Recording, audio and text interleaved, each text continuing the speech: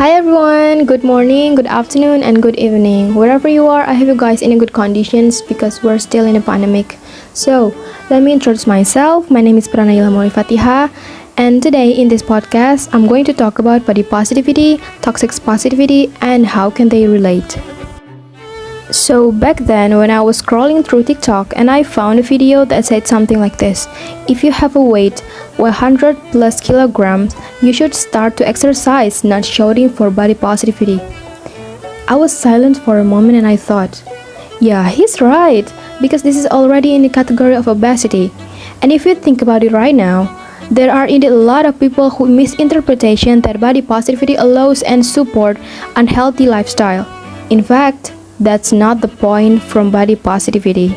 Actually, body positivity is when we can accept ourselves and embrace our beauty, and it doesn't mean we support unhealthy lifestyle, because from there, when we can accept ourselves and we know what is the best for our bodies, we will automatically do the best for ourselves, of course with the capacity of each body.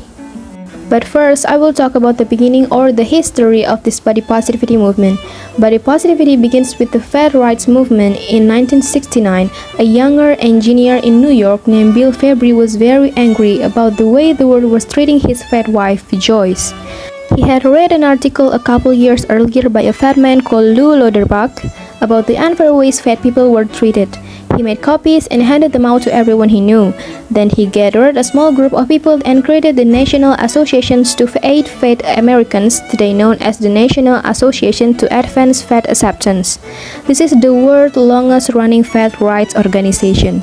The movement is called Fat Acceptance and focuses on stopping the fat shaming culture and discriminating against people based on their size or weight. And then in 1996, the term body positivity appeared for the first time. The term was started by a psychotherapist with her patient with eating disorders, and she created the website thebodypositive.org. This site provides a wealth of information and education to help people feel comfortable with their bodies. It was only around 2012 the term body positivity movement appeared. This movement was created to defy unrealistic beauty standards, but right now it's more focused on conveying the message that all bodies are beautiful. In recent years, many beauty brands have started to join the body positivity movement for their publications and marketing. They announced that the company would highlight real bodies and stop airbrushing on advertisements for its product and on model as a form of body positivity movement. In the middle of 2018, H&M is one of the fashion brands that received praise for participating in promoting body positivity. H&M features models with realistic-looking female bodies that leave stretch marks, arm hair, and scars. This movement is increasingly popular because of social media and brands that participate in the campaign. On the other hand, there are also many people who are still confused about the true meaning of body positivity and lead to misunderstandings because there are too many different definitions of this movement. But if you look at body positivity, which is currently a trend, it is to focus on the physical appearance instead of the function of the body itself. People are also led to accept all body shapes and size without thinking about other aspects such as health, and the movement looks like it's incomplete. And the presence of body positivity can also be toxic positivity because the concept of body positivity that is currently trending only makes us just accept it, but we don't want to change our body and become better. Let us take the example of the case of obesity.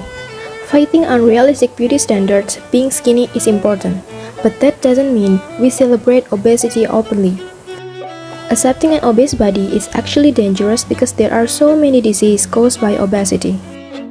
The American Society for Metabolic and Bariatric Surgery says that heart disease, diabetes, high blood pressure, kidney disease, stroke, and even impotence can be caused by obesity. Imagine the danger if we just accept it and continue to maintain our unhealthy bodies without making any changes. So then, what is the term of toxic positivity? Toxic positivity is the concept of staying positive. It is considered the right way to live your life. This means only focusing on the positive things and rejecting anything negative. Sounds good, right? But wait, it doesn't look good either. Why? Because when we always accepting something positive, it will make us unrealistic. Something positive will be dangerous when it actually has a negative impact on us. Because toxic positivity can occur when people are excited about body positivity and keep doing self-love actions, but they also don't make any changes for themselves. This is an example of obesity. It's great When there are people who can accept whatever their body shape is, stay confident in our own body, well, that's a very positive thing. But when we just accept and with our body condition without wanting to make changes, that is what's wrong. Excessive body positivity can backfire on us, make us think unrealistically. Imagine if this imprecise body positivity movement continues, maybe later many people will be happy to be obese, which is not healthy at all. This is toxic, right?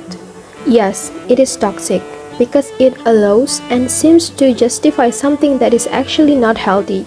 Exactly the same as Eugenia Coney, who promotes anorexia, both say self-love, promotes self-care, but leave her body unhealthy because her body's weight is too low. Because love yourself is actually enough to give the best for our own body. Strive to have a fulfilling and prosperous life without any health problems.